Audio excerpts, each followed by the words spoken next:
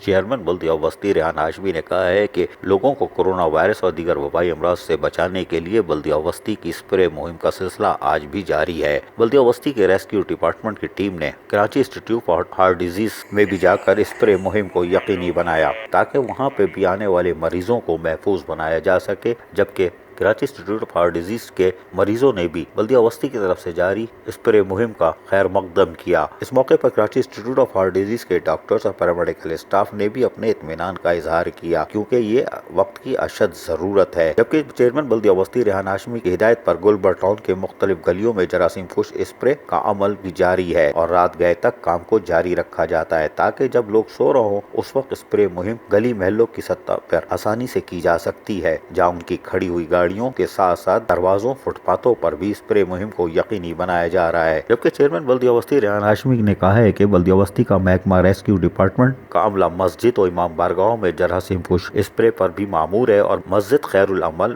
امام بارگاہ انچولی، جامع مسجد شہداء لیاقت آباد، جامع مسجد ریاض الجنت federal be area, Jama Masjid اقصی لیاقت آباد، اہل سنت بریلوی ٹرسٹ بی ایریا لیاقت آباد اور دیگر مساجد شامل ہیں اور اس کام کو دن اور رات کی بنیاد پر جاری رکھا گیا ہے تاکہ ضلع وسطی کے لوگوں کو کورونا وائرس کے ساتھ ساتھ دیگر وبائی امراض سے بھی محفوظ رکھا جا سکے اور اس میں کسی قسم کی کوتاہی بھی نہیں برتی جا رہی۔ چیئرمین بلدیہ وسطی ریحان ہاشمی کا کہنا تھا کہ محکمہ ریسکیو ڈپارٹمنٹ کے ساتھ ساتھ محکمہ باغات کا عملہ بھی دن اور رات اپنے ٹینکروں کی مدد سے گلی محلوں شاہراہوں پر اسپرے مہم کو جاری رکھا ہوا ہے اور یہ عمل ہم جاری رکھیں گے۔ عزیز عارف، KBS بلدیاتی نیوز، کراچی۔